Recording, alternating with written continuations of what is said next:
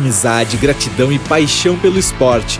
Larry Passos abre seu coração ao lado de seu amigo de décadas, Tadeu Morales, em uma conversa franca e descontraída sobre sua história e seu amor pelo tênis. O seu início nas quadras da Sociedade Aliança, a vida nos clubes do interior do estado, a sua relação paternal com Gustavo Kirten e sua simplicidade e relação fraternal com amigos de longa data. Larry Passos enquadra de uma forma diferente e como você provavelmente nunca viu. O Clube Esporte Show começa em 30 segundos. Apresentação: Lagueto Hotéis. A Rede Lagueto é sinônimo de conforto, qualidade e referência em hospitalidade. Seja na Serra Gaúcha, Rio de Janeiro ou São Paulo, a Lagueto Hotéis te espera de braços abertos para te proporcionar experiências inesquecíveis. São diversas unidades para você escolher a melhor opção para você e sua família. Lagueto Hotéis, paixão em servir. Salve, salve, queridos telespectadores do Clube Esporte Show. Hoje um dia especial e até iluminado. Hoje a gente tem um convidado muito especial, aliás, convidados especiais para falar sobre tênis aqui no Canela Tênis Clube. Então hoje, como eu falei, especial o dia, a gente está aqui com o Larry Passos, gaúcho de rolante, né? Mas também começou sua carreira em Novo Hamburgo, junto com uma personalidade do tênis de canela, Tadeu Morales. Tudo bom, Tadeu? Tudo certo? Tudo bem. E bom junto para me ajudar, né? Tive que chamar o boss, Lucas Dias, também praticante do tênis. Tudo bem, Lucas? Eu me escalei para essa entrevista, digamos assim, né? Tu te escalou? Forma. Isso. Quando soube que o Larry vinha, eu vou participar. Tu vai participar. Vou participar. Nessas tu vem, né? Nessa eu venho, nas boas a gente vem. Larry, muito obrigado pela tua presença. Eu quero te agradecer aí, também agradecer a Rede Lagueto desde já também, porque o Larry tá aqui clinicando, né? Fazendo toda uma participação junto à Rede Lagueto. Então, muito obrigado desde já e bem-vindo ao clube. Beleza. Obrigado por voltar aqui, né? Tô com os pés aqui no Saibro. É o lugar que mais me remete às minhas raízes, né? Porque agora eu tô no Saibro Verde. Hard-True. É, o Hard-True e quadradura só, né? Então, voltar aqui ao Saibro, ver essa cor aqui, ela é emocionante. E voltar às minhas raízes, né? Verdade. Eu acho que essa história começa um pouquinho com que eu tô aprendendo muito nos Estados Unidos, né? Eu acho que muita gente fala mal dos americanos, mas o amor que eles têm pelo esporte lá nos Estados Unidos, o amor que eles têm do desenvolvimento do esporte, né? Então surgiu muito a minha ideia de vir participar do Gramado Summit, né? Junto com a Lagueto. Foi uma coisa que começa a me arrepiar. Eu estava assistindo uma competição de golfe e estava vendo uma briga muito grande entre uma companhia dos Emirados Árabes com o PGA, né, nos Estados Unidos. Então, só para vocês terem uma ideia, o PGA é o que rege, né, o golfe nos Estados Unidos. E era um domingo de manhã, eu estava sozinho assistindo e eu fiquei emocionado. E me transformou. Então, essa história é muito bacana, porque para introduzir para vocês aqui como é que começou essa história. E os jogadores de golfe receberam uma proposta dos Emirados assim, ó, de 375 milhões de dólares para jogar pela liga lá. E alguns jogadores não abandonaram o PGA Tour, né? E jogando simplesmente pelos valores que eles recebiam no PGA Tour. Porque o PGA, o golfe é muito parecido com o tênis. Tu joga o Qualify, tu não ganha um centavo. Então tu joga quinta e sexta, se tu não qualificar para sábado e domingo, que é o cut, tu não ganha dinheiro. Então é muito parecido com o tênis, ele remete muito ao tênis. Então os jogadores falaram assim, não, nós não vamos mudar, nós não vamos sair do PGA, porque nós queremos, olha só a palavra, queremos deixar um legado para os jovens que estão vindo, né? Então daí eu falei assim, vem cá, eu estava praticamente 10 anos sem vir ao Brasil, sem fazer alguma coisa pelo meu país, né? Pelas minhas raízes, né? E aí naquela manhã eu pensei assim, puxa, por que eu não posso fazer alguma coisa, né? E tentar mostrar como foi meu passado, o que aconteceu comigo, de onde eu vim, né? E aí surgiu essa oportunidade de eu vir aqui no Gramado Summit, né? E a Laghetto me convocou para vir aqui fazer essa semana aqui estar com vocês aqui. Então, isso aí me deixou... Ontem foi um dos dias mais felizes da minha vida, porque eu tive que conversar com 85 crianças. Foi lindo, foi bonito. Nossa, eu me arrepiava, né? Vendo ali, e tinha tudo a ver com o meu passado, né? E me encontrar com essa lenda, né? Que é o Tadeu Morales. Me encontrar com essa lenda que foi um dos responsáveis, né? Pela minha ascensão no tênis, né? Foi um dos responsáveis, me indicando para ser o professor de tênis da Aliança em 1975. Isso aí. Né? Porque eu era o sparring da Tânia Heller. Tânia Heller. Eu era sparring dela, né? Era um professor. E o Tadeu botou o olho em mim, né? Falou assim, puta, esse menino aí é diferenciado, né? Eu acho. Claro que ele já conhecia a minha mãe, a Orestina. Sim. E sabia a educação que a minha mãe me dava, né? A avó Tina, né? Então ele no próximo ano ele falou, nós não precisamos contratar um professor, nós já temos um professor pronto dentro do nosso clube. Então uma pessoa que acreditou em mim. Claro que antes... Que naquele... O Zeca também, só para deixar o Zeca também. Tadeu, olha o que ele faz lá com as crianças. Não, mas antes de eu começar como professor, foi tu que me indicou. Não adianta tirar os teus méritos, porque foi tu. Não adianta dividir os louros. Esses são teus. Esse é teu, tu é uma lenda. Né? Na minha cabeça, tu nunca foi esquecido. E também o Renato Fonseca, que era o presidente, que me tirou da fábrica de calçado. Isso aí. Né? Me tirou da fábrica de calçado e disse, não, tu não vai ser sapateiro, tu não vai trabalhar em fábrica de calçado. Né? Então eu devo muito a minhas origens. E eu nunca esqueço, né, das minhas origens.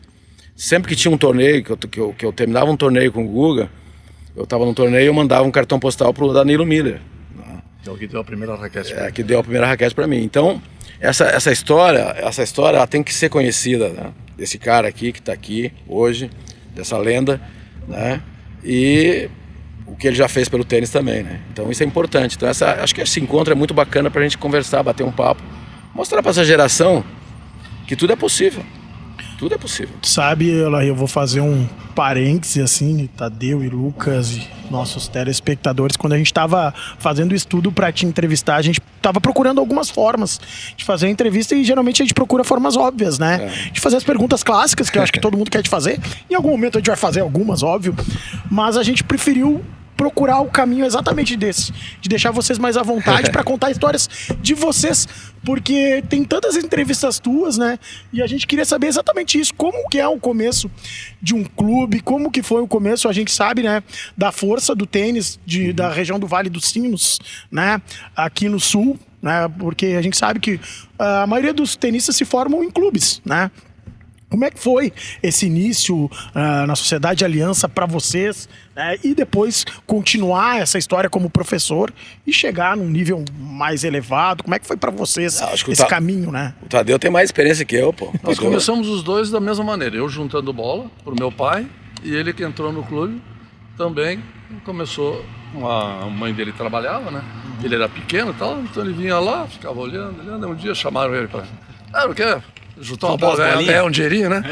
E ali foi quando ele teve esse primeiro contato com bola, com quadra, como eu também.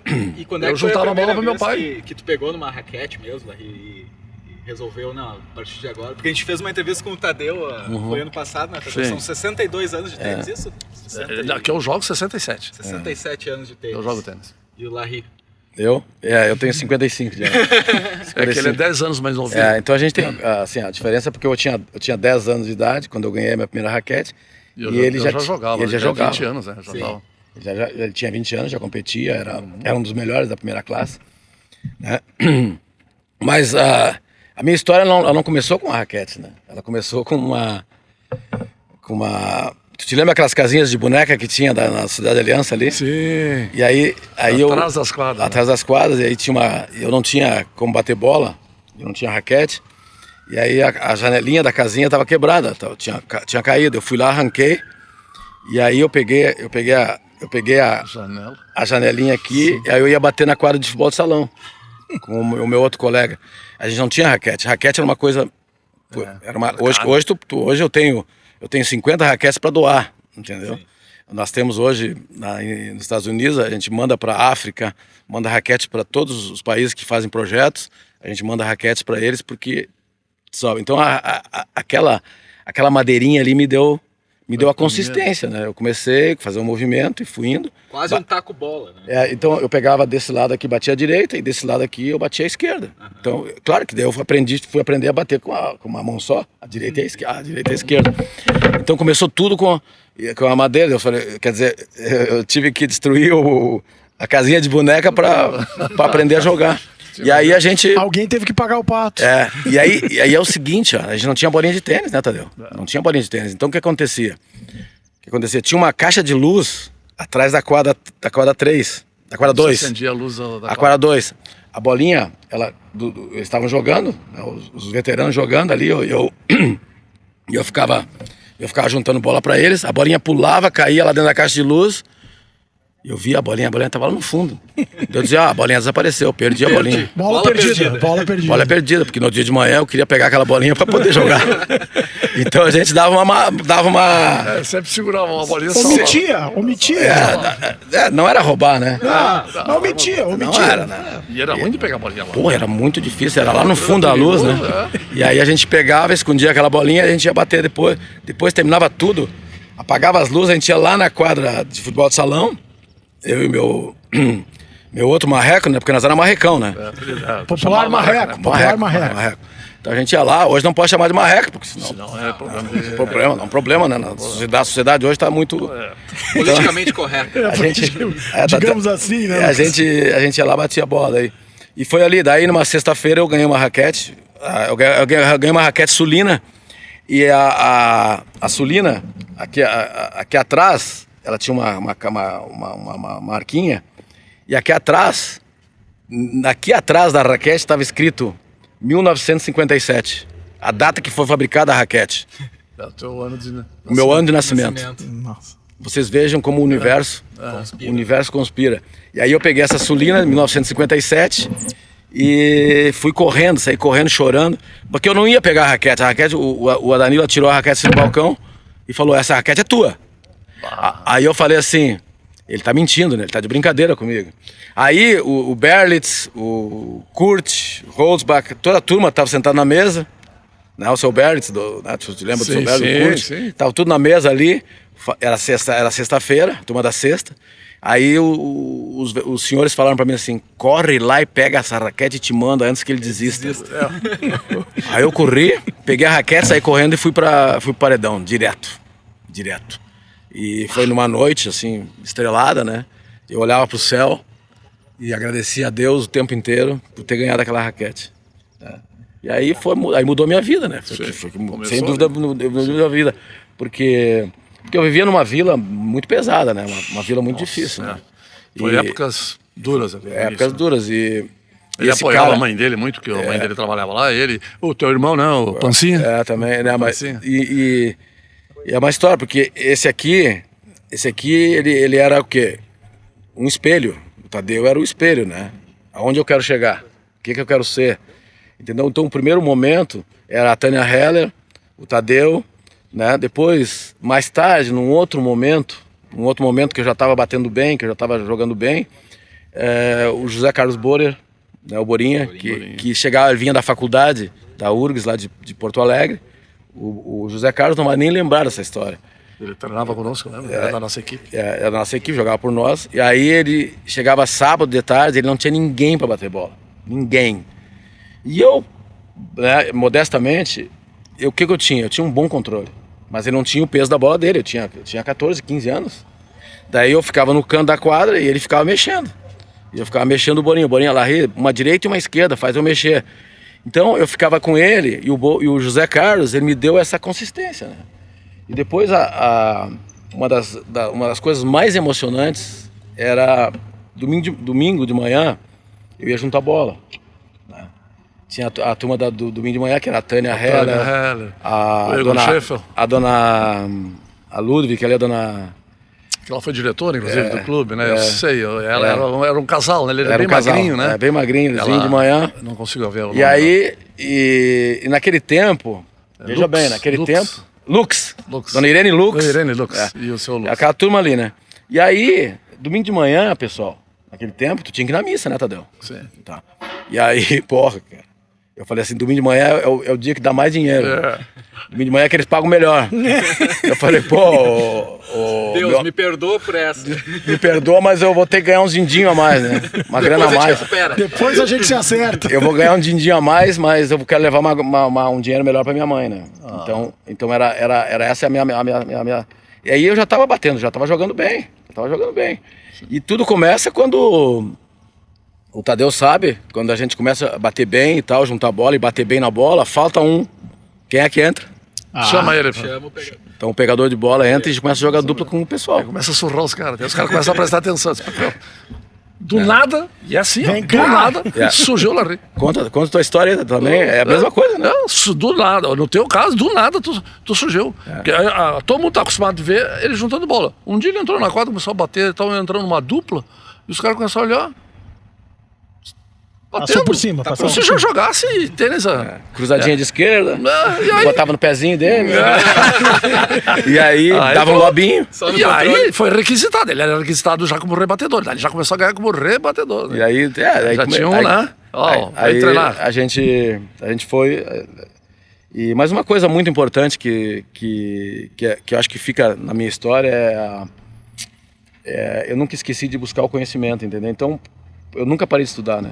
Então, aquele momento ali que eu com 15, 16, que eu paro que eu praticamente... eu me lembro de que quando eu fiz 15 anos de idade, eu juntava bola ainda. Eu juntava bola, eu competia em Porto Alegre. Sim, já jogava pela equipe. Pela equipe da Aliança. Juvenil. E juvenil. E com 15 anos de idade, o pessoal descobriu que eu tinha 15 anos de idade, que eu estava fazendo aniversário, e no sábado à tarde, o pessoal se reuniu e todo mundo pagou um pouco a mais. Então é uma história fantástica, essa história é uma das coisas mais lindas, né?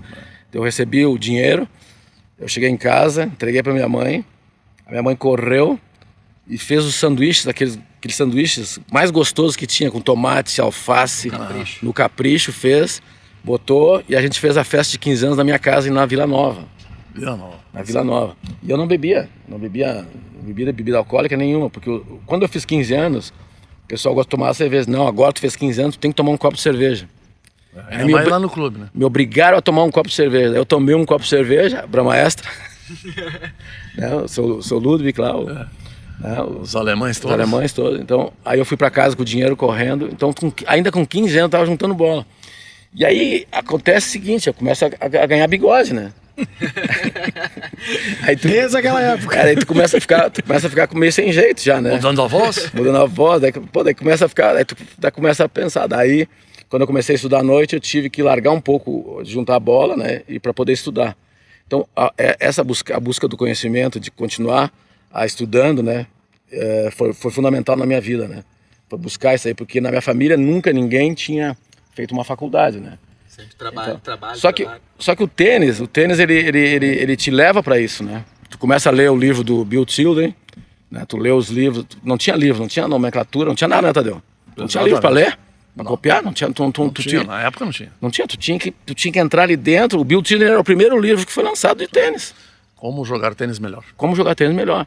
Então, naquele tempo ele ensinava com a Continental, né? Sim. Era Continental naquele tempo. Exatamente. Então, o Bill Tilden, a gente lia os livros e tal, daí eu falei, puxa, mas o Bill Tilden, aí depois, sim, 74, 70 já teve a Copa Davis na Leopoldina, então já vem o histórico, daí tu já vê, aí lá na Leopoldina Juvenil, já tá o Thomas Koch, tá o Edson Mandarino. Isso. E aí tu já começa a ficar louco, né? E aí tu pira, né? Né, Tadeu? Sim. Imagina, nossos a ídolos. minha cópia muito foi Tomás e Mandarino. Foi Tomás e nossos Mandarino. ídolos, né? Sim. Nossa, Primeira geração que a gente pode considerar uma geração forte mesmo do tênis masculino, né? Mas foi 24 do mundo, né? 25, Exatamente, 24 do mundo. né? 24. Então um feito, né, pra nós. E eu me gaúcho, lembro né, eu me lembro que o Tomás e o Edson Mandarino faziam os grenais na Leopoldina, né? O Tomás jogava a camisa do Grêmio e o Mandarino jogava a camisa do Inter. Não sei se tu lembra. Sim, tinha o Grenal. Tinha o Grenal, eles jogavam, faziam o Grenal lá. Olha que legal isso. Legal, né? Então, um jogava com uma camisa e o outro com o outro e lotava, o público ia assistir. O Edson Mandarino com Depois eu me encontrei com o Edson Mandarina em Barcelona. Ele casou com slicinho de esquerda, né? E é isso, essa é a história. Mas eu acho que tu nunca deve esquecer as tuas raízes, né? Eu acho que isso aí é fundamental. Até hoje ela tá na minha cabeça, né? Pois é, Larry, ainda pensando nas perguntas que a gente poderia te fazer, e eu quis trazer uma pergunta que era justamente, hoje a gente está num clube, né, no Canela Tênis Clube, que é um clube do interior, né, do Rio Grande do Sul. E eu imagino que tu e o Tadeu, enfim, vocês devam ter passado por alguns clubes, né, desse interior do Rio Grande do Sul. E eu queria saber um pouco das tuas memórias, quais são os clubes, né? Leopoldina era um clube que era, não sei se tinha uma rivalidade, se chegava a ter uma rivalidade com a Aliança, de leve. De leve não.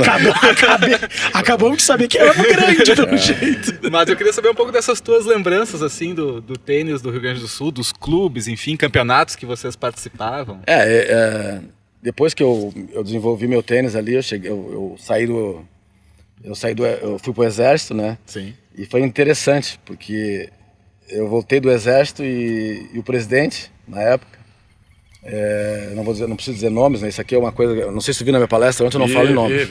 Não falou em nome nenhum. Então é uma coisa ética minha, né? Então as coisas boas e as coisas ruins tu leva como lição para vencer, sempre. Isso aí é fundamental na minha carreira. Então foi um momento meio difícil para mim, que eu voltei, eles queriam praticamente me pagar a mesma coisa que eu recebia um ano anterior e tal, e houve uma briga e eu já tinha feito um trabalho legal, né? Sim. Eu tinha feito um trabalho legal. E os sócios queriam que eu ficasse. Mas eu falei, não. Eu peguei meu boné, peguei meu macacão e fui pra piscina. Fui limpar a piscina, que eu sempre fazia bem, né? Eu era serviços gerais. Não existia profissão de técnico de tênis. Sim. Não existia profissão professor de tênis. Não existia, cara. Vocês estão viajando. Hoje o cara bate uma bolinha de fundo, já fala, vai lá e já pega um profissional para viajar e diz que é coach de tênis. Pois é. É uma coisa incrível isso, né? Então, naquele tempo não tinha isso. Então eu peguei meu macacão azul, botei, fui lá limpar a piscina, né? E aí, quando eu tinha 19 anos, mas foi interessante. Eu saio do Aliança de Novo Hamburgo, vou para São Leopoldo trabalhar no clube, no sauna, que tinha 3 quadrinhas, 2 quadras e meia. 2 quadras e meia. Né? 2 quadras e meia. Quem veio me buscar? Muito simples de quem veio me buscar foi o João Suete, acho que foi o Tadeu que me indicou. O Tadeu acho que foi para Fortaleza. O Tadeu foi para Fortaleza. E aí, essa história, tu viu por isso que eu digo, esse cara é uma lenda, ele tem todo um mecanismo por trás. Aí o João Suete vai na piscina, eu tô ali, ele entrou, e o Adanilo Mira, eu sou o Adanilo, chorando. O Adanilo chorava, porque ele tava perdendo o parceiro dele. Te tinha como um filho, né? Porque ele foi meu segundo pai, né? Então e o Adanilo chorando porque o presidente não renovava o meu contrato. Então são momentos duros que só me fortaleceram. Então eu tava na piscina limpando em cima do andaime com o ácido clorídrico, com uma luva, limpando, nem sei se tinha luva, mas limpando a piscina, porque depois vinha o verão, a piscina tá limpa. Né? E o Adanilo ficava bravo comigo, porque ele falava que não era para mim trabalhar, fazer aquele serviço. Não era. Eu falava, eu não posso ficar parado. Sim. Tem que cortar a grama aqui, eu vou cortar a grama de manhã. Então eu botava meu macacão, ia cortar a grama de manhã, e à tarde dava aula na escolinha. Sim. Quem é que fazia isso? Tu vai pegar o professor agora e vai dizer, tu vai aparar a grama ali, e depois tu vai pra quadra, vai dar aula de tênis. Outros tempos, Tu é o professor. Não, eu sou o professor de tênis. Que professor? Aquele tempo, né? O que vinha pela frente eu pegava.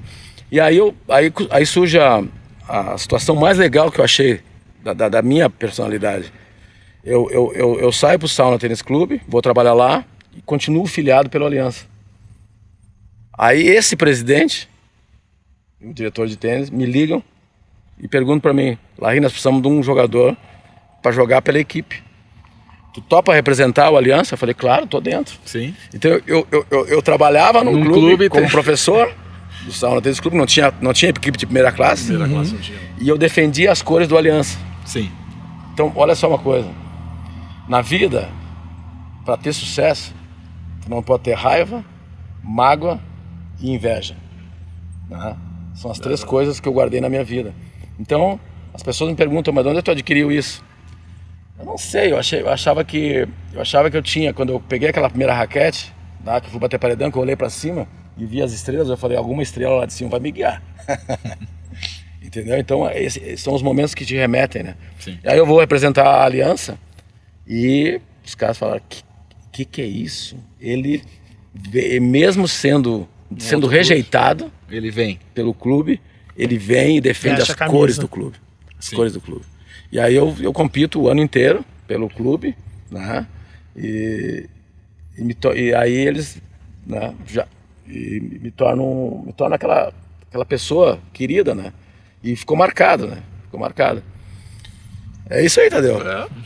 Aí esse aí é o início, o que vocês queriam tá aí, ó. Esse é o início dele. Que é o início, né? Olha, Esse é o início. que início, realmente.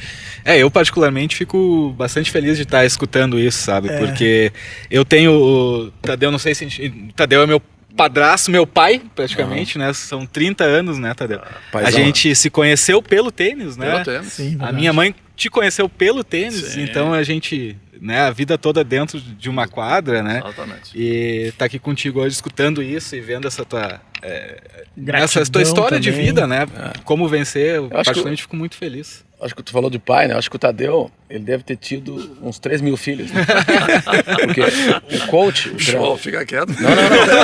Não, o professor... Não, tô falando... Mas acho que sim, né? Falando no sentido, o professor de tênis, Ele vira pai. naquela época, ele se tornava um paizão, né? E eu trouxe muito isso, né? Eu trouxe muito isso quando depois quando eu comecei a trabalhar com o Guga, surgiu a história do coach paizão, né? Sim. Quem montou o coach paizão fui eu. Porque depois de mim veio o Filipão, veio o Bernardinho. Né? Então, isso aqui, ó, o pessoal que tá assistindo, Tem direitos autorais. o coach paizão, né? Eu digo coach porque é em inglês, mas o treinador paizão, quem começou foi o Larry Passos. Né? Desculpe, né? Não, me lembro. Usar a terceira pessoa. Começou antes do Bocão. Com o Bocão já. Pai, Eu levei o Marcos Barbosa para morar comigo com 27 anos. Eu tinha 27 anos de idade. Levei um menino de 13, 14 anos morar dentro da minha casa. Eu não tinha tempo para fazer festa, para fazer farra, nada.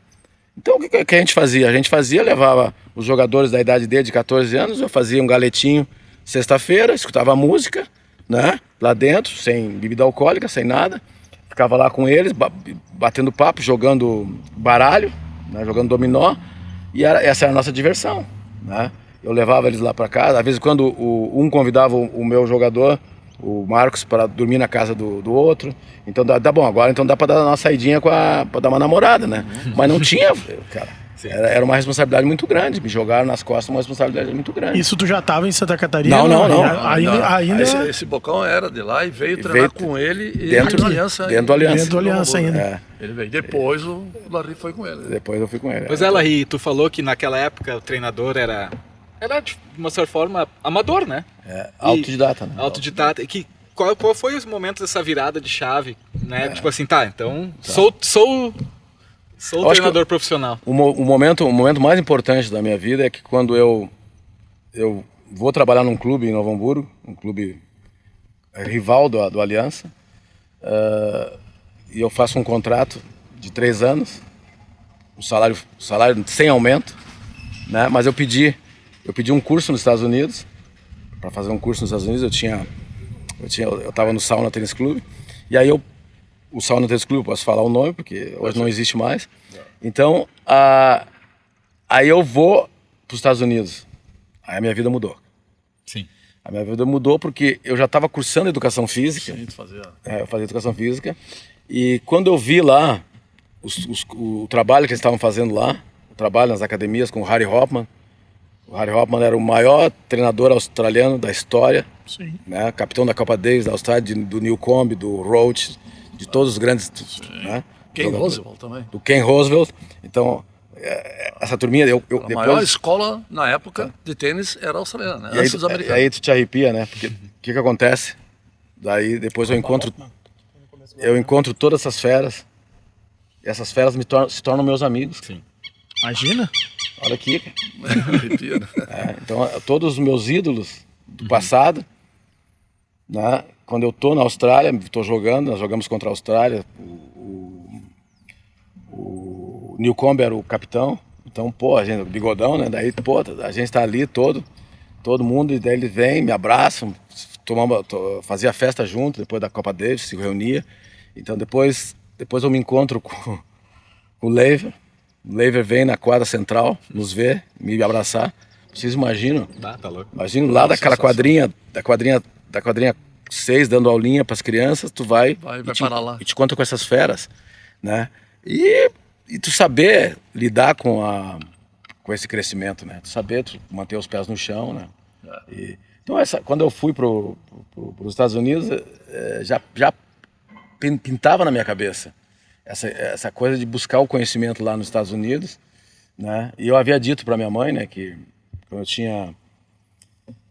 tinha 17 anos, um dia eu estava quando eu fui pro sauna, tênis clube ali, antes de ir um pouquinho pro sauna, eu tinha dito para minha mãe, olha, a senhora vai me ver um dia eu embarcando para os Estados Unidos, né? Ela disse, tu é maluco. E quando eu saí do Aliança, né, a minha mãe chorou. Ela disse, tu não pode sair, tu é um... Ela não me disse cafajeste, mas deu a entender que eu era vira-casaca, que eu era um... Eu falei, mãe, eu preciso buscar a liberdade, eu preciso voar. Mãe, esse é o momento. E aí eu vou contar pra vocês, eu dormia num beliche, na parte de cima, meu irmão dormia embaixo. Eu chorei a noite inteira. Chorei a noite inteira, porque eu sabia que ali era o meu momento que eu ia começar a voar. Tá? Eu tinha que sair, eu não podia. E foi o clube que me criou, né? Mas depois, em 84, eu volto. Sim. E daí eu volto por cima, né? Foi quando ele veio com o Bocão. Aí eu volto. Aí ele pegou a equipe. Aí eu já era... Aí já era técnico. Já era técnico. Tadeu já era top. Não, daí... Ali já estava passando todos nós. Já estava passando eu, o Zeca Schmidt, o Betinho Miller. Todos os professores da época, ele já estava... A gente já via, ó, o Larry e vai embora. E não demorou, né? Daí foi a decisão que eu tive com a Aliança, né? O Atos Schuch era o presidente, foi lá na ginástica me buscar. E o presidente bateu de frente comigo. Ele falou, não, tu não vai sair daqui. O presidente era o Carlinhos Schwann da ginástica. O Carlinhos Schwann, sim. Aí eu peguei, eu falei assim, não, agora chegou o momento. Eu agradeci a ele. Eu falei, chegou o momento que eu tenho que agora voar. Porque o que acontecia? Por exemplo, o Tadeu era contratado por um clube e o clube não podia pagar o valor que ele precisava. Então eles davam um jeito, faziam uma vaquinha, né, Tadeu? O presidente mais os diretores faziam uma vaquinha. Pagavam o resto por fora. E pagavam o resto, ajudavam o clube, né? Porque era um amor muito grande pelo clube.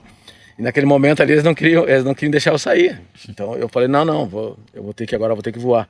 E essa volta foi muito bacana, porque eu voltei sendo valorizado pelo clube, né? E só que daí eles queriam que eu fizesse um contrato por 3 anos, eu não fiz. Eu falei, não vou fazer um contrato, daqui a 2 anos eu quero estar na Europa. E aí, era uma mesa quadrada assim, o pessoal ria, né? Sim. O pessoal ria, então... Tá louco? Tá louco? O que tu quer? A Europa não existe. Estão pensando. Então como é que era, Tadeu? Como é que é em espanhol? Eu era meio engrandado. Era bom. Meio engrandado, né? Mas não, era a busca eu acho que o que falta pro jovem hoje, né? É colocar os pés mais no chão, né? Buscar o conhecimento, né? Mas buscar o conhecimento significa tu ter a experiência, tu realizar alguma coisa concreta. Né? Porque existe o abstrato e existe o concreto. O concreto o que é? O Tadeu pega um menininho, na primeira aulinha ele tá passando a bolinha devagarinho para cima da rede, depois ele vai um pouquinho mais, né? Começa a jogar um pouquinho mais, aí depois ele começa a fazer o controle, daqui a pouco, chega no final do ano, ele tá sacando, volhando, e já tá batendo direita e esquerda. Então isso é uma coisa concreta. Sim. Né? Isso ele realizou. Né? Agora, tu ir pra internet, começar a postar coisa e falar, e não ter o concreto, né, Tadeu?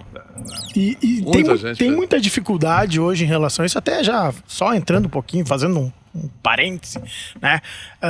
Hoje a gente vê muito isso, né? A gente já sabe que tem, por exemplo, pressão de pai, a gente sabe que acontece direto, mas tem muito isso dessa gurizada que entra achando que joga mais do que joga, querendo tudo pra ontem, e tem muito disso ainda. Ele vai responder. A gente tem que fazer essas perguntas. O Cabelinho, ele gosta de uma polêmica. Aqui em Canela ele é conhecido pelas polêmicas. Mas eu acho que é uma pergunta que capciosa. Seguido se fazem, né? Eu acho que no meu caso não acontece. Né? Resolve antes. Tu resolve antes. Não acontece porque veja bem, eu acho que que o Guga me transformou, né? Ele me deu essa base, né? Por exemplo, ele me deu essa base, não é que ele me deu essa base, é que nós construímos uma base, uma base. Ele chegou no número 1 do mundo, né? Com 14 anos ele não existia, né? Exatamente. O Tadeu sabe, então então quando ele chegou no número 1 do mundo, depois, e aí eu comecei, depois que eu parei de trabalhar com ele, já em 2006, eu falei assim, bom, agora, cara, é impressionante na minha cabeça, eu tinha que provar para mim o tempo inteiro. Então aí eu já comecei a buscar, já recebi a opção de treinar jogadores estrangeiros, daí já veio uma estrangeira, uma menina estrangeira, deu certo, ela chegou a 26 do mundo comigo, entendeu? Ela foi para a austríaca, né? Então eu dizia assim, não, eu tenho que provar que não foi só o Guga, entendeu? Todo mundo achava, pô, o Guga. Pô, mas se tu for numerar os jogadores que passaram depois na minha academia, então quando acontece, quando tem um approach de um jogador hoje, ele olha, ele já vem, ele já é um olhar diferente. Sim. Mas tem isso. Tem, né? Tem, realmente tem. Semana passada... Só para constar, uma pessoa que está hoje, número 14 do mundo, que é a Bia Haddad. Trabalhou com o Larry. Trabalhou na academia 5 anos. Ela ficou 5 anos lá, ela é a minha menina de ouro. Sim. Eu apelidei ela menina de ouro. Joga demais. Ontem à noite ela mandou uma mensagem para mim. Eu estou em Stuttgart, Larry. Pô, tô aqui em Stuttgart. Lembra da Birgit? A senhora veio me procurar. Nós ficamos na casa dessa senhora. Olha a história, cara. Nós ficamos na casa dela, na casa dessa senhora. E a gente tinha vindo da Suíça, de um torneio da Suíça. Ela jogou a final na Suíça, de $25 mil, com 15 anos. $25 mil na Europa, com 15 anos jogando. Isso era resultado. Isso era resultado. E aí, fomos lá para Stuttgart. Aí eu levei 2 queijos do Alentejo. Do Alentejo, 2 queijos redondos assim. Que eu entrei numa cantina lá na Suíça e eles eram portugueses. O casal que atendia. Aí os casal gritaram, quando viram que eu entrei, eles me reconheceram. Daí eles falaram, escolhe o queijo e o vinho que tu quiser. Pode levar. Puxa vida, fiquei com vergonha. Aí peguei 2 queijos, daí eu levei pra lá. E daí eu contando pra Bia da história do queijo. Ela falou, lembro tudo, Larry. Né? Que a senhora gostou tanto do queijo, comeu todo o meu queijo. E aí voltando a essa história de que vocês acham que o cara entra na quadra, se acha mais.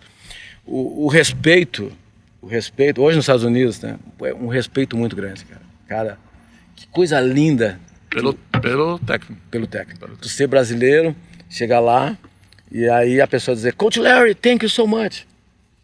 Que legal. O treinador Larry Passos, obrigado. Né, o pai termina a aulinha, termina o treino, porque eu sou o head coach, eu não preciso entrar na quadra, dentro da quadra com as criancinhas, mas eu vou lá, eu pego a quadra 1 e nós temos 5 quadras, tá? Eu pego a quadra 1 e eu falo pro meu diretor, tem o diretor da escola, eu falo pro meu diretor, eu quero da quadra 5, eu quero aquele menininho vem aqui na quadra 1 comigo, vai ficar 15 minutos comigo aqui. E aí vai. Aí o pai e a mãe às vezes estão sentados lá atrás do vidro, olhando. E termina o treininho e tal. Por quê? Porque o meu olho já tá. Eu quero ver aquele que tem mais talento para informar o diretor. Aí o diretor vai pro pai, chama no escritório e a gente já começa a montar uma estratégia para desenvolver um projeto a longo prazo, né? Esse é outro mundo, né? Por quê? Porque o que eu tô tentando levar para os Estados Unidos na minha escola, já tá bonito lá, humanizar um pouco mais o treinamento. Né? Porque às vezes o cara ganha X por hora e fica lá, pá. Não, ele não tem aquele feeling de chegar, a criança botou a bola na rede, botou 2, botou 3, não parar o treino e ir lá, vamos lá, vamos voltar, fazer um feedback, fazer uma regressão e voltar e para fazer o movimento de novo. Então isso aí custa, às vezes eu fico 8 horas, eu começo ao meio-dia, às vezes vou até às 8 da noite, mas eu não desisto, até hoje. Né? Então esse respeito nos Estados Unidos, eu acho que tem que ter aqui no Brasil, porque o personagem, professor de tênis, o personagem técnico de tênis, é o personagem mais importante na vida, na criação da educação da criança. O professor de educação física, ele tem que ser o ídolo da criança. Né? Independentemente de rede pública, independentemente de classe social, né? A criança tem que ter o ídolo, né? Para fortalecer o interior dela. Muitas vezes a criança chega tímida, ela erra a primeira bolinha na rede, né, brincando. Hoje tem as bolinhas mais leves e tal. Nosso tempo era só bola amarela dura, né, Tadeu? Era da bola branca ainda. Nós era a bola branca. Imagina. Então, o pai tem que olhar o quanto é difícil jogar tênis. Sim. Né? E entender. Então esse respeito nos Estados Unidos é muito grande. Eu estava semana passada na minha casa, me liga, eu tinha tido uma reunião em Nova York com um senhor, daqui a pouco toco meu telefone, é um jogador americano, 21 anos, Tadeu, 1,93 m de altura. Nossa Senhora. Um cavalo. Não é sacanada, né? Joga na universidade, na UCLA. Sim. Perguntando para mim, Larry, tu tem disponibilidade para treinar comigo algumas semanas? Sim. O respeito, daí nós começamos a conversar. Eu falei para ele, Larry, eu te conheço, Larry. Tu não precisa falar. Não precisa dar introdução. Eu sei, tu é 100% na quadra. Tu não vai me dar moleza. Uhum. Tu vai entrar, tu vai me tirar o couro. Eu sei disso. Porque eu tinha falado para ele, o treinamento que tu faz numa universidade é completamente diferente para fazer a transição para o profissional. Sim. Então, e ele me chamando, né? Me chamando, assim, um respeito. Uhum. Foi o meu primeiro contato com ele. Eu falei para ele, a gente até pode pensar, né? Em trabalhar junto, mas a gente tem que se encontrar, eu falei para ele. Só que agora eu tô indo pro Brasil, eu tenho um compromisso no Brasil e eu tô voltando. Só que estou voltando segunda-feira, às 8 da manhã, eu vou estar na quadra que tá vindo um americano de Nova York, vai ficar uma semana comigo inteira, trabalhando comigo, fazendo esse treino intensivo. Mais ou menos assim, o que eu fazia com o Guga no início da carreira dele, né? Que eu ficava uma semana por mês, aí ele deslanchava, aí ele me ligava, daqui a pouco eu tava com o Otávio dela e com a Dadá, aí ele me ligava, mãe, eu quero Larry de novo. Aí eu ia de novo, mais uma semana, puxava, ele ia lá, deslanchava. Por quê? Então esses intensivos são legais, então...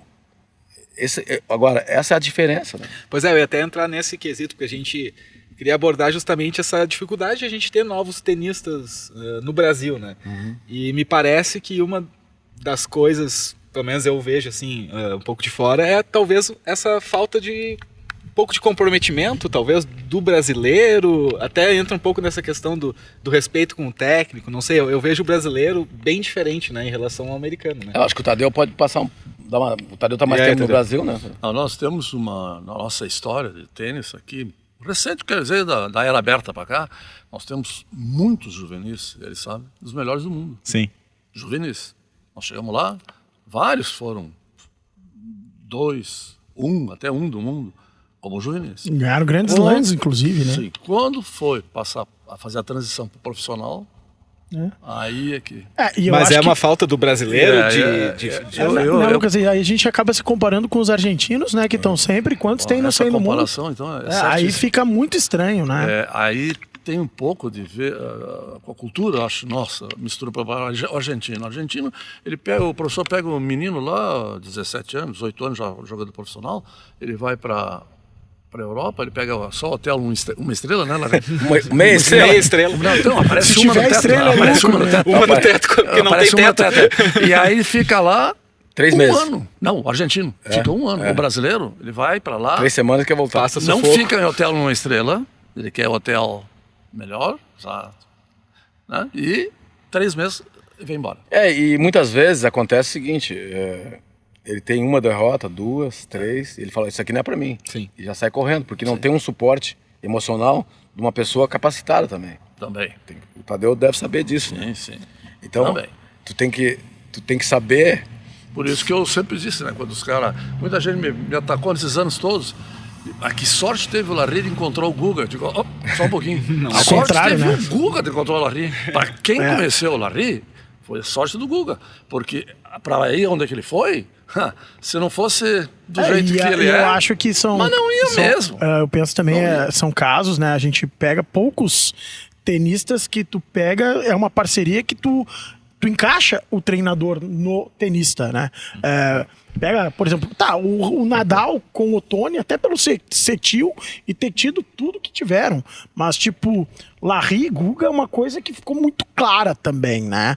Na passagem de vocês, dele pro juvenil, e também pelas histórias, né? A gente acabava acompanhando as apostas de vocês, as coisas que aconteciam. Chamar, a careca, né? A careca, o bigode, né? O bigode raspado. Outro dia eu mandei uma foto pro Guga e eu não prestei atenção. Tem uma foto que eu tô abraçado nele assim, e com a dona Alice, né? Sim. E aí, a Carla, de vez em quando, busca umas coisas do passado lá, que eu nem sei. A Carla, minha esposa, né? É jornalista, né? É jornalista, Sim. E a Carla França. E aí, eu mando pro Guga, aí o Guga já me bota embaixo. Ele bigodão se foi. Ele bigodão se foi. É porque eu acho assim, né? Quando ele ganhava do Kafenikov, eu dizia, quando tu ganhar do Kafenikov, eu já tiro o bigode. Ganhar do Kafenikov era pior. Pior negócio. Eu não dormia à noite, né? Não, mas eu acho que era a partida que os brasileiros, assim, mais... Eu sempre brinco, né, que o Guga fez uma coisa que depois que o Senna se foi, a gente voltou, né, porque os domingos, os jogos, geralmente da manhã, porque o Saibro geralmente era na temporada europeia, a gente acabava acordando cedo pra ver os jogos do Saibro, principalmente Roland Garros, que era o final domingo de manhã, né? E aí tu acordar e ver os jogos, o Guga com o Kafenikov era um drama. Pra mim, particularmente, mundo, né? acho que foi um dos grandes duelos, né? Kafenikov e Guga. Lastimar em Sydney, na Olimpíada. Que ele ganhou nas quartas de final do Guga, mas ele jogou muito. Não. Ele jogou muito, cara. Ele tava muito...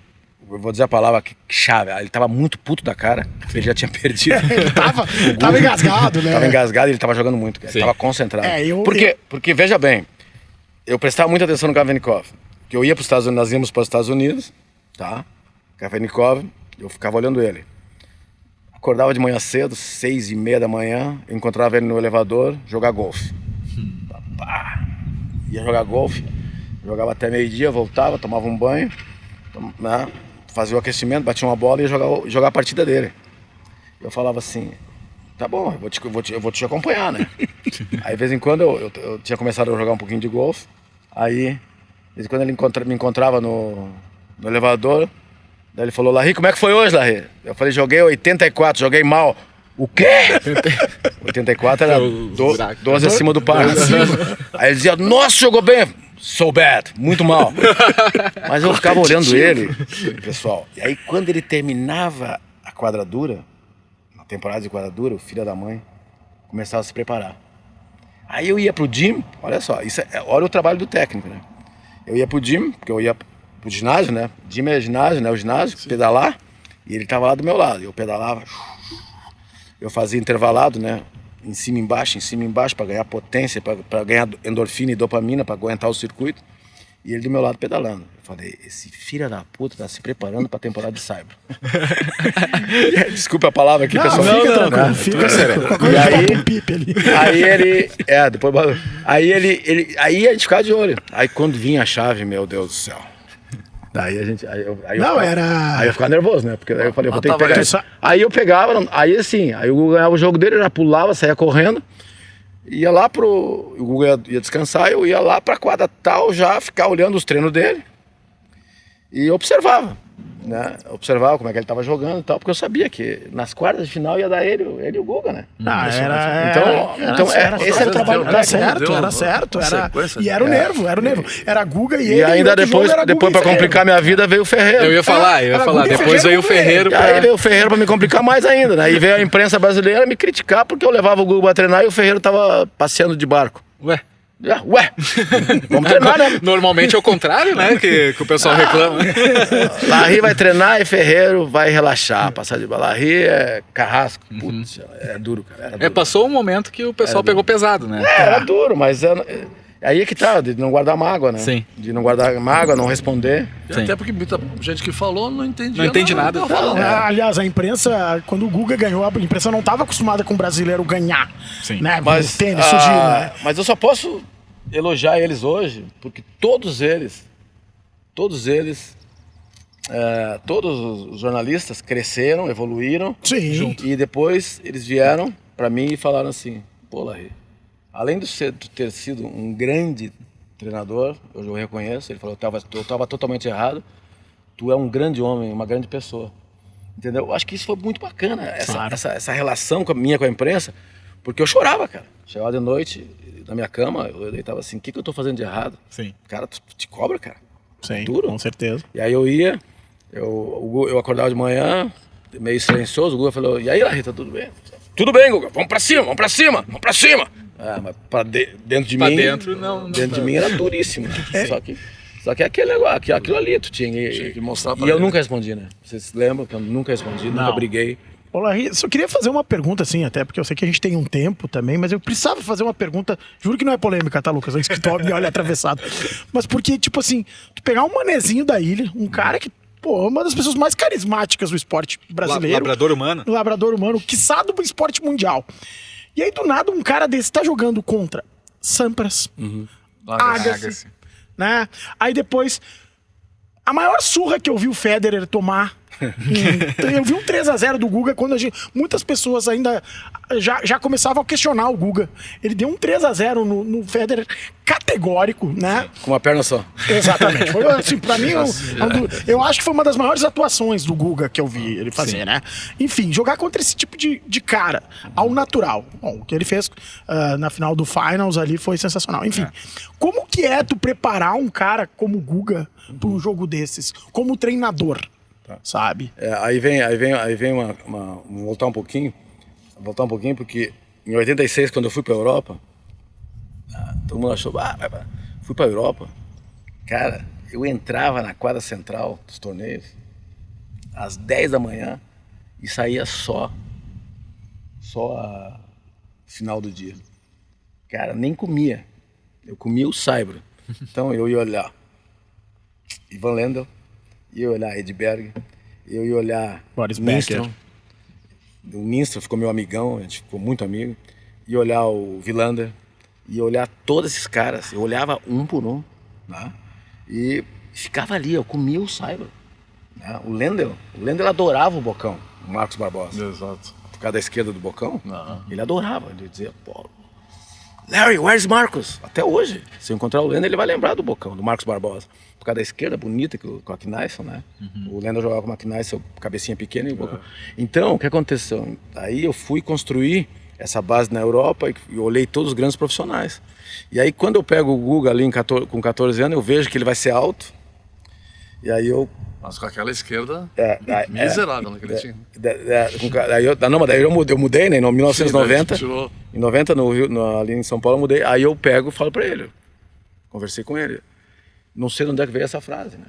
É uma frase incrível. Eu falei pra ele assim, cara, o Jim Courier é muito triste, número 1 do mundo, muito triste. Nós temos que ter uma alegria quando jogar tênis. Tu vai ser um cara, se tu tiver que ser número 1 do mundo, lá na quadra do Maria do Mar, tu ser número 1 do mundo, tu vai ter que ser um cara feliz, né? Mas eu não sabia de onde é que vinha isso aí. E aí, Tadeu, não tinha câmera, não tinha nada. Cara, eu era tão imbecil, tão louco, que ele parava atrás, eu me parava na frente, eu fazia um movimento de pé do Edberg, tá? E a direita mais curta do Agassi, e mostrando que o Guga tinha que pegar a bola mais na frente e não ir para trás, né? Que nem o Nistrom jogava, né? Pegava na subida. Né? Então eu comecei a moldar, eu disse, agora tu vai ter que fazer tudo que eu tô fazendo aqui, agora eu vou bater contigo e tu vai fazer igual. Cara, porque tu tem muito alto, né? Pra pegar a bola mais na frente, tu tem que mexer muito mais os pés. E eu gritava com ele, mexe os pés, eu tô mexendo. Não, é rap fit, o tempo todo. É chapa quente. Eu inventei a chapa quente. Sim. Né? Na minha escolinha de tênis lá era chapa quente. As crianças, aqui, né? E aí o tênis começa a jogar pelos pés. E aí ele gritava de dor, porque a panturrilha começa a queimar. Começa a queimar. Então, e aí eu vendo todas essas feras, aí eu pego ele, o que eu faço? Ele começa a subir, aí em 96 ali, eu pego ele, levo ele para os torneios grandes, vou lá, o Sampras está jogando. Eu falei, Sampras, vamos analisar como é que ele joga. O Sampras, Guga, nunca ganha de 6-0, 6-0. O Sampras nunca ganha de 6-1, 6-2. Os scores do Sampras todos são 6-4, 7-5, né? 7-5, 7-6.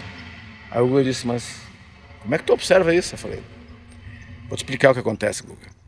No 4x4, tá? No 4, tu vai aprender a dosar a tua energia. No 4x4, tu vai olhar pro cara e vai dizer, agora eu vou te fazer. Agora ele vai dar O um monte. Sampras, ele tinha essa manha, né? Então, ele jogava muito bem os pontos importantes. O segredo do tênis é saber jogar os pontos importantes.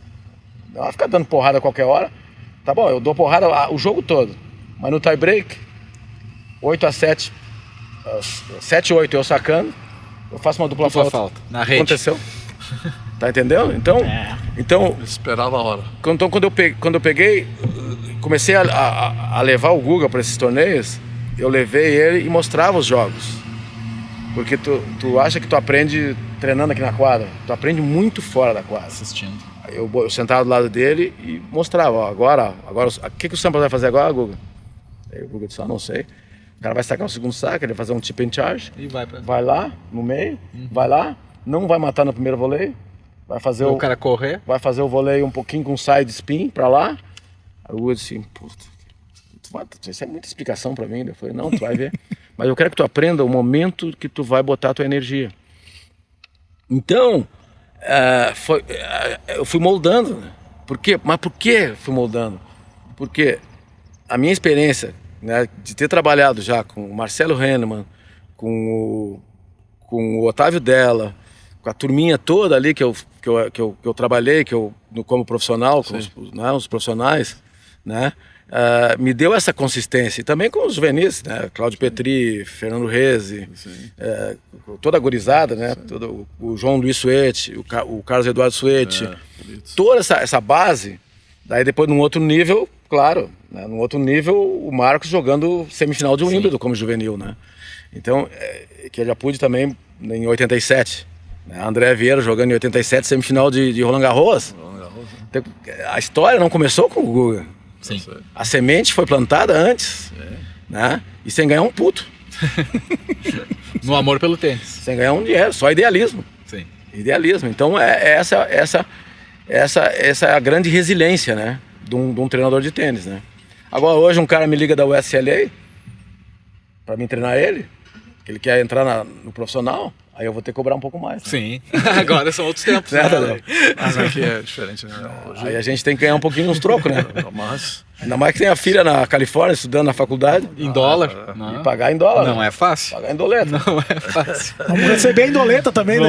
O dia 9 de cada mês é o dia mais tenso pra mim, né? Acorda às 5h30 fazendo cálculo, né? Eu só queria fazer uma pergunta pro Claro, Larry. vambora. Da onde é que saiu aquela esquerda magnífica do Guga? Ah, eu acho Pelo que- amor de Deus, porque aquilo lá, né? Eu acho que eu copiei um pouco do Tadeu também, né? Ah, é? Um Mas pouco olha do só. Tadeu, porque o Tadeu ali ele só tinha esquerda. ele tinha uma esquerda sensacional, né? Ele tinha uma esquerda boa ali, ele entrava, mas a escola do nosso tempo, a escola gaúcha, era a esquerda com uma mão só. Sim. Não tinha como ensinar. Só que a esquerda, o Tadeu era um pouquinho, a cabeça um pouquinho mais aberta. A gente estava conversando ali na quadra, a cabeça um pouquinho mais aberta. E a cabeça mais aberta, depois demorava para dar o spin, né? Porque não dava spin naquele tempo. Tu entrava mais chapada e slice. Chapada e slice. Aí o que eu fiz? Eu virei um pouquinho mais, né? Ela saiu assim, ó. E aí ela saía, ó. Olha só. Ela saía com o spin pra lá. Sim. E eu escondi, chapada pra frente. e escondia a paralela. É, porque o jogo era assim, né? O Guga ficava naquela Aí tu- esquerda bem cruzadinha. Aí eu escondia a paralela. Até que... E aí tem uma história muito bacana. Em Indian Wells, nós estávamos em Indian Wells. E o Guga jogou muito bem em Indian Wells sempre. Né? Jogava bem em Ele Indian Wells, gostava, ele gostava né? de jogar. E aí era final de tarde, era 6 horas da tarde, estava escurecendo. E aí tinha um clube lá no Quinto dos Infernos. E aí o Guga, acho que foi 96. Aí o Guga chegou pra mim, eu falei, terminou o treino, terminou tudo, né? Ele falou pra mim assim, onde é que nós vamos? Eu falei, nós vamos treinar. Ele falou, putz, você tá maluco? Eu falei, nós vamos treinar. Ele falou, vamos treinar o quê? Eu já tô pronto. Eu falei, não. Fui lá escondido num clube, botei ele no lado direito ali, Tadeu, ó. Tá? Botei no lado direito, eu sacava o quicão lá, o kick na esquerda dele. E eu falei, em vez de tu vir pra cá, tu vai entrar, vai dar o tapa inside out pra direita do cara. Tu pega ele no contrapé. Ele faz aquele movimento para cá e a bola vai para lá. Ele entrava, Exatamente. fazia assim, a bola ia para lá. Aí ele falou assim, não, mas isso aqui é muito difícil. Eu falei, não, vamos trabalhar, porque aí tu vai enganar o cara. O cara acha que vai vir aqui, né, para abrir para lá. Então a gente começou a treinava. Eu sacava daqui, eu sacava. Eu dizia, não, baixa mais o cotovelo, esconde aqui e no último momento vai para lá, só dá o tapa. Cara, ficou uma bola mortal pra ele. Daí ele falou, meu Deus do céu, onde é que tu arrumou essa porra? Onde é que tu arrumou isso aí? Os caras sacavam assim, ó. Sacava aqui e terminava o movimento pra cá. E ele botava a esquerda Do outro lá. lado. A esquerda pra Aí inside out. As mulheres, no feminino, fazem bastante essa bola. Com as duas mãos. Né? Mas com uma mão só, tu vir pra cá é muito difícil. Bah, tá louco. Tu vir pra cá. E aí, hoje o atleticismo do Alcaraz, com as duas mãos, ele entra e dá o tapa, que é mais fácil, né? Ele salta. O Alcaraz, ele faz coisas que é impensável, né? Sim. Que ele salta, ele pula, ele voleia no ar. Ele vai dar uma porrada, vai por enquanto, né? Vamos ver até quando, né? Até eu ia te perguntar, like, como tu vê o tênis hoje em dia, tanto masculino quanto feminino, e esses guris aí que estão, tipo, Alcaraz, Sinner, né? Medvedev é um pouquinho diferente, ele chega em tudo, né? É estranho ver o Medvedev jogando um pouco, né? Pelo formato que ele joga, né? Não é bonito, né? Vamos combinar, mas é eficiente. Como tu vê o tênis atual, essa gurizada nova chegando, o Big Three quase, vamos combinar, né? O Nadal já um pouquinho mais com dificuldade, o Djokovic jogando ainda, né? Quase 400 semanas de número 1. Como que tu vê? É uma nova geração se formando. Claro. Eu vejo o Djokovic o melhor ainda, né? Sim. Hoje ele ainda é o melhor, ele é o número 1, independentemente. O número 1, número 2, número 3, número 4. Mas o ano passado, o Alcaraz é o número 1. Eu falei, não. O número 1 é o Djokovic. Foi um momento, ele é o cara a ser batido, né? Porque é um momento que ele não pôde, por causa desse negócio da vacina, ele não pôde jogar os torneios. E olha ver a recuperação dele, né? Ganha o Australia Open, ganha, né? Vai, entende? E agora, a partir de 11 de maio, todas as restrições americanas terminam. Termina, né? Ele vai poder entrar. Ele vai poder jogar. Então ele tá voando, né? E não tem ponto a defender porque ele não tá jogou voando, ano passado, isso, né? sim. E o que eu vejo o tênis tecnicamente ele tá mais explosivo, né? Sim. Ele tá mais explosivo porque E fisicamente. Mais físico.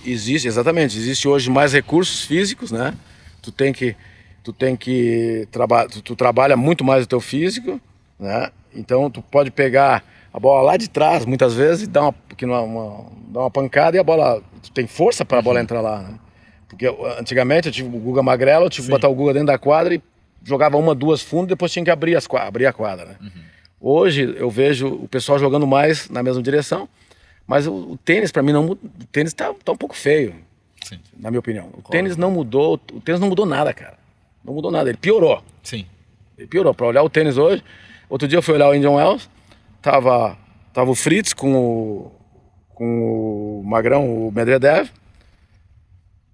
Eles ficaram trocando 22 bolas cruzadas de esquerda. Eu falei assim, isso aqui eu fazia com o Guga 50 bolas, sem errar, eu e ele. Estão fazendo igual. Sim. Né? E aí até que o Fritz vai, é mais jovem ainda, né? Não muda uma bola alta para ele, porque ele não tem essa mudança de bola alta para paralela, que o Guga tinha, né? Para tirar ele lá da base. Né? Porque a gente tinha 2 jogadores, eu fazia assim e o Guga sabia que ele ia fazer. Mudava a direção para aquele lado. Quando eu fazia assim, ele sabia que tinha que mudar a direção para o outro lado. Porque não dava para dar instrução, né? Sim. Então, eu vejo hoje isso aí pegando forte, todo mundo pegando forte, sem criatividade nenhuma. É que não tem tanta variação. Ficou né? mais. Não só o tênis, eu acho que o esporte como. Eu olho o tênis hoje, Tadeu disse que adora olhar tênis. Tadeu, eu olho 3 games, daí eu desligo. Né? Mas uma vez, por exemplo, tu ia olhar o jogo do Guga, daí o Guga tinha uma sequência assim, Rafter e Philippoussis. Era saque e voleio o tempo inteiro. Daí tu viu o Guga dando tapa pra sair, porque o cara era. O Philippoussis jogava primeiro e segundo saque, o Rafter principalmente. Philippoussis e Guga em Bercy. Pelo amor de Deus, cara. Quase morri do coração. Aí eu olhei atrás gritando pra ele. Agora era o último set foi no tie break. Eu falei na direita, fecha a aberta, deixa o meio pra ele. Foi a dica certa. Ele falou, eu vou dar um meio pra ele. Ele vinha com a toalha, eu vou dar um meio pra ele, dá um meio pra ele e fica grudado lá. O Filipe só tava sacando aberto, Sim. tentou sacar no meio, errou o primeiro saque, aí ele atrapalhou. dançou, né? Aí ele dançou, porque jogar aí o de segundo segundo. saque nós massacrava ele, Sim. né? Entendeu? Então, as jogadas, muita gente, hoje tá bom. Pô, o coach senta ali, pode falar com o jogador. conversar. Que maravilha, cara. Que maravilha. Eu quero voltar lá, cara. Tinha tanta coisa pra dizer, né? Tanta coisa que tu queria Que falar não maravilha, podia, né, né, Davi? Larry? Hoje tá. Maravilha, né? Até o pai do Tsitsipas já tá faceiro da vida, né? Agora, não precisa mais. Não precisa mais mandar mensagem pra ele ir no Nada, banheiro. nada.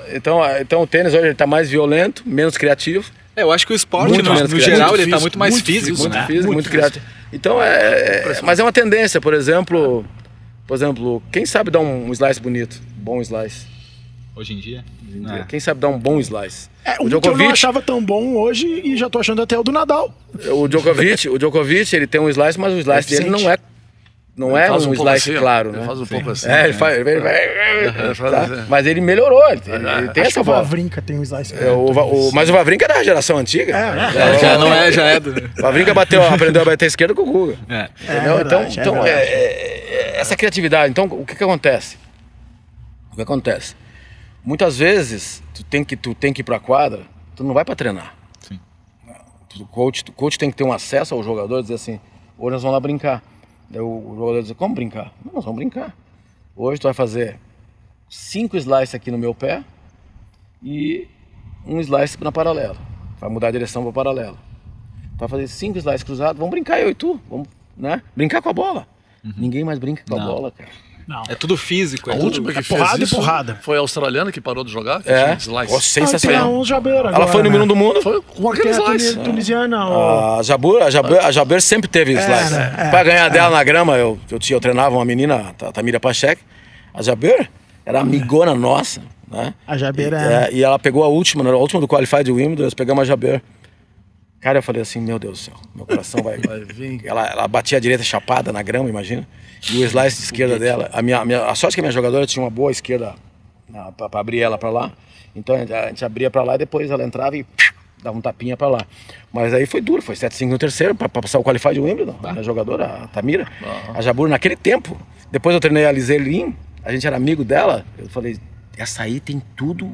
Tem tudo. Drop shot pro feminino, incrível. Drop shot, E era pirada, né? Até que, ajeitou a cabeça e A Jabeur, na verdade, é da escola do Fabrício Santorro, que era o mais louco do mundo, né? Ninguém sabia o que vinha, Ninguém né? sabia o que vinha. Bom, o Sampras enlouquecia com ele, né? Grande Mas é isso aí. Eu quero fazer prometo que é a última pergunta. Não, Larry. também, Se daí deixar, vai liberar logo, daí senão a gente eu vai fico ficar aqui o aqui dia até inteiro. Mas eu queria saber, Larry, qual foi o jogo assim que mais mexeu contigo, cabeça, coração, nesse tempo todo com o Guga? Porque, né, tu era paizão, tu era, né, muito mais que um técnico. Mas qual é que foi o jogo assim que foi talvez o jogo mais difícil, ou o jogo que mais mexeu com vocês, com o Guga, contigo? Poxa, essa é uma pergunta bastante emocional para mim, né? Porque o ano que o Danilo Miller morreu, né? Quem deu o primeiro raquete pra ele. Ele faleceu. Eu estava na quadra da casa dele treinando e eu recebi a notícia pelo Nelson Keller que ele tinha falecido e eu saí correndo. Eu falei, Guga, para o treino agora. Saí correndo, eu falei, agora eu tenho que sair daqui e tal. Peguei tudo, peguei um avião, pum. E aí, quando já voltei, mesmo dia, né? Voltei a treinar, eu ia pro fundo da quadra, batia a bola com ele e chorava, sabe? Aí eu sentei com ele me consolando, sabe? Me consolando, porque eu no ano anterior, eu vim de um torneio, e eu trouxe o boné amarelo. Eu trazia sempre uma lembrança para ele, né? Eu ia visitar ele em 1º de dezembro, eu vinha para fazer o Natal com a minha mãe, né? Na época. E aí eu trazia sempre uma lembrancinha para ele. Eu cheguei no clube e ele não tava, ele tinha saído. Aí eu peguei a camisa amarela, o boné amarelo, essa aqui é do torneio tal, né? Deixava lá na salinha dele. E aí o responsável lá dizia, não, vou entregar para ele. E não consegui ver ele. E aí ele faleceu. Daí eu voltei, eu falei, Guga, vamos fazer o seguinte, vamos se prender. Eu quero fazer uma homenagem para ele. Uma homenagem de um torneio que tu ganhar. E aí fomos. Aí fomos pra temporada de Saibro. O Guga chega em Roma. Jogando muito tênis e tal. Pô, vai pra 5 sets e o Guga perde no 5º set, a final de Roma. Eu não me lembro se foi pro Ferreira ou foi pro Norman. Acho que foi pro Norman. Foi pro Norman. Ganhando 2 sets a 1. E aí, pô, o Norman começou a acertar todas as direitas, né? E não deu pra nós ganhar. Não deu pra ele ganhar. A gente sai correndo, vai pra Hamburgo, que era Master Series, um atrás do outro, 64 na chave. E todas as finais eram 5 sets naquela época. 5 sets. Fomos lá, o Guga pega o Norman, acho que ganha, dá uma aula pra ele, que a gente montou bem a estratégia, ganhou do Norman, ganhou de todo mundo ali, vai pra final com o Safin. 7-6 no 5º set. Foi o jogo... Eu ia falar desse jogo com o Safin. Foi uma coisa impressionante. Foi o jogo mais perfeito em Saibro que eu já vi. O Safin acho que quebrou umas 4 raquetes e não entregou o jogo. Não entregava o jogo. Ele e Guga era E outra aí a gente se abraça, né? na bandeira e começa a chorar. Sim. Ele se abraça na bandeira, eu e ele, que era a homenagem pro... E aí a gente... Eu lá dentro do box sozinho. E tinha um casal que me pediu uns ingressos, que era de São Paulo. E que tava lá, uns avós de uns amigos meus. Tava lá atrás, não entendiam nada, né? Aí o Guga vem correndo, eu sempre viajava com a bandeira do Brasil dentro da minha mala. A bandeira do Brasil ia pra tudo que é lugar. Sempre lá dentro da mala. Aí ele vem e se abraça na bandeira, eu tenho o quadro pintado até hoje na minha casa, nos Estados Unidos. E aí esse jogo, pra mim, ele marcou muito, porque foi uma batalha. Sim, eu vi esse jogo todo. Vocês sempre estavam reprisando, tinha um programa de jogos antigos, né? E eles passaram esse jogo do Guga. Por causa da homenagem. Por causa dessa homenagem a esse cara que transformou minha vida, né? Entendeu? E aí eu chego em Roland Garros, eu entro na sala dos jogadores, ali na sala bonita, vem o Sampras. Vem o Sampras falar comigo e fala, Larry, por que tu tava tão emocionado naquele jogo, naquele jogo? Eu chamei ele veio, eu falei, fazia 3 semanas que eu perdi o meu segundo pai, o cara que me deu a minha raquete, eu perdi ele e a gente fez as homenagens pra ele. O Sampras começou a chorar. Né? Então, esses jogos, e tem mais outras grandes histórias, mas essas histórias assim que fazem me relembrar a raiz de onde eu vim. Né? Teve uma outra Copa Davis que o Guga ganhou a Copa Davis lá em Lérida, né? Praticamente o falecido Manolo Santana disse, eu não perdi pro Brasil, eu perdi pro Guga. Que ele jogou aquele final de semana, que ele jogou aquele final de semana, foi um absurdo. Eu fiz a homenagem por Erion Heller. O Erion tinha falecido lá, há pouco tempo. Tinha falecido também, o Erion, né? Porque a Tânia, muito minha amiga minha, eu falei, Tânia, essa homenagem é pra ti, chorando. Depois ficou muito legal, a Tânia me agradeceu, os filhos até hoje. São pessoas que marcaram a minha vida, cara. Pô, são pessoas que acreditaram em mim. Pô, né? Um cara de uma vila lá que chegou e as pessoas e os pais me entregaram os filhos na minha mão. Sim. Eles entregavam os filhos fim de semana. Para mim, eu levava pro torneio, trazia, entregava um por um até a meia-noite nas casas. Tá? Então, esses pais, essas pessoas marcaram a minha vida porque eles acreditaram em mim. Sim. Assim como eu hoje, a minha filha, meus filhos, eu falei, eu acredito em vocês. Vocês vão vencer. Não interessa, porque vocês foram criados no meio do esporte, vocês vão vencer.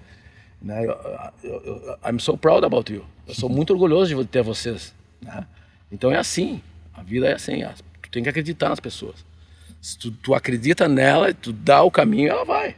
Então essas crianças que a gente vai trabalhar na quinta-feira aqui, essas crianças têm que ouvir um pouco dessa minha história para saber. Ontem à noite, né? Tem que falar aquilo. Todo mundo veio e falou, Larry, tu não pode fazer só aqui em Gramado. Tu tem que fazer no Brasil inteiro. Sim, precisa. Tu precisa fazer esse trabalho, esse legado. É aquilo que eu falei do PGA no início do programa. Os jogadores falam, não vamos para o Emirados Árabes ganhar 300 milhões de dólares. Nós vamos ficar aqui porque nós queremos passar o legado para os jovens. É muito bonito.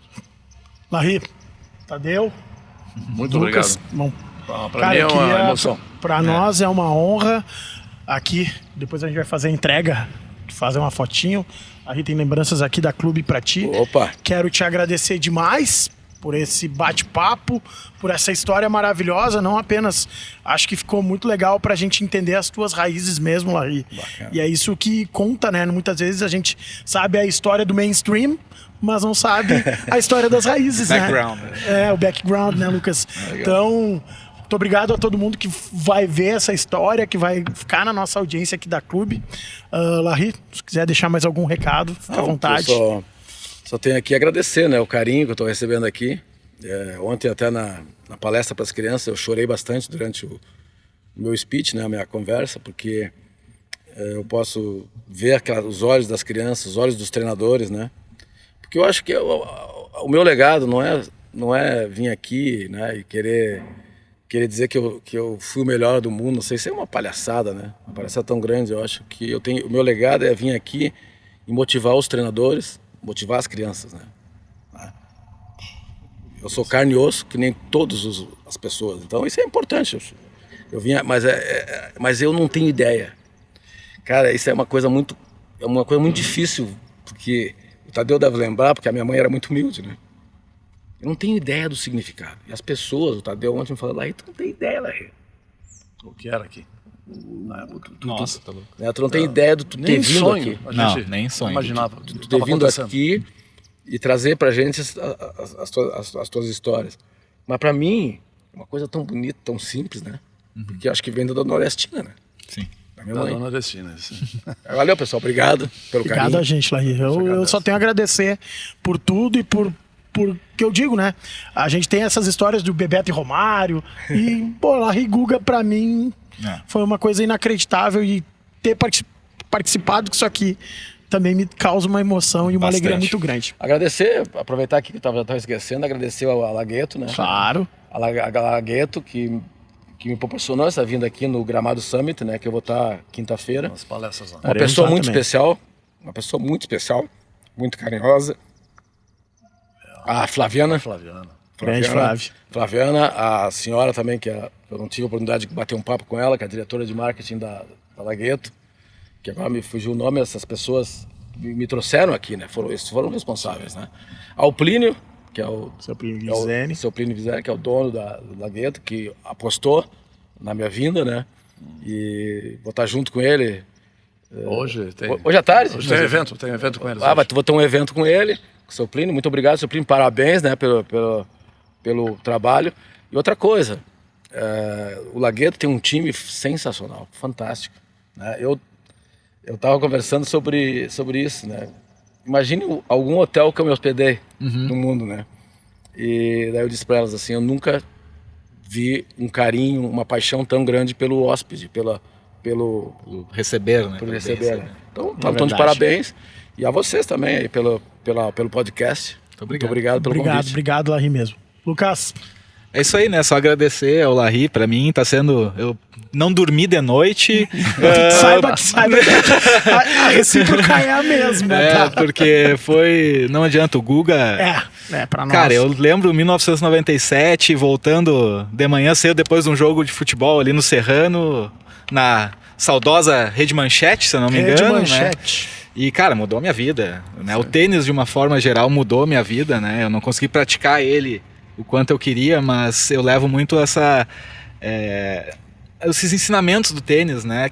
Que o tênis é um esporte que ensina muito, né? Principalmente a perder, levantar a cabeça e seguir de novo. O Tadeu me ensinou muito isso. Então eu tenho muito a agradecer ao tênis, consequentemente ao Guga e, é claro, ao Larry, né, cara? Por que não? Tadeu, muito obrigado, cara. Pra mim, eu também agradeço. E emocionante.